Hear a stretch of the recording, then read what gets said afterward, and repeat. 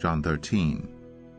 Now before the feast of the Passover, when Jesus knew that his hour had come to depart out of this world to the Father, having loved his own who were in the world, he loved them to the end. During supper, when the devil had already put it into the heart of Judas Iscariot, Simon's son, to betray him, Jesus, knowing that the Father had given all things into his hands, and that he had come from God and was going back to God, rose from supper. He laid aside his outer garments, and taking a towel, tied it around his waist.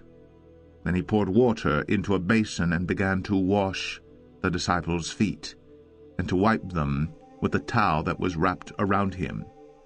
He came to Simon Peter, who said to him, "Lord, do you wash my feet?" Jesus answered him, "What I am doing you do not understand now, but afterward you will understand." Peter said to him, "You shall never wash my feet." Jesus answered him, "If I do not wash you, you have no share with me." Simon Peter said to him, "Lord, not my feet only, but also my hands and my head." Jesus said to him, "The one who is bathed does not need to wash except for his feet, but is completely clean, and you are clean, but not every one of you." For he knew who was to betray him. That was why he said, "Not all of you are clean." When he had washed their feet, and put on his outer garments and resumed his place, he said to them, "Do you understand what I have done to you?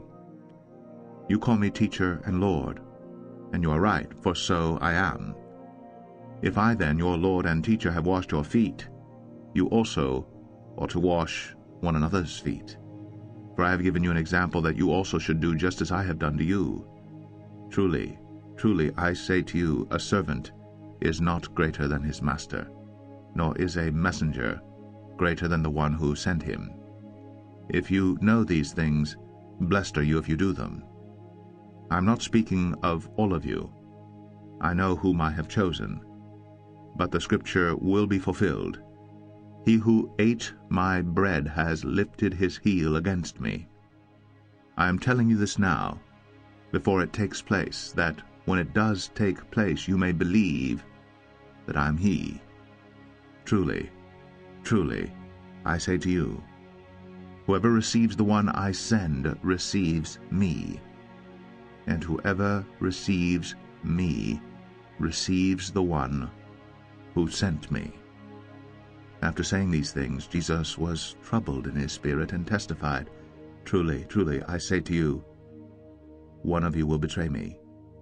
The disciples looked at one another, uncertain of whom he spoke. One of his disciples, whom Jesus loved, was reclining at table close to Jesus. So Simon Peter motioned to him to ask Jesus of whom he was speaking. So that disciple, leaning back against Jesus, said to him, "Lord, who is it?"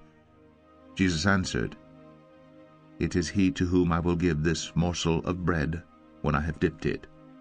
So when he had dipped the morsel, he gave it to Judas, the son of Simon Iscariot. Then after he had taken the morsel, Satan entered into him. Jesus said to him, "What you are going to do, do quickly." Now no one at the table knew why he said this to him.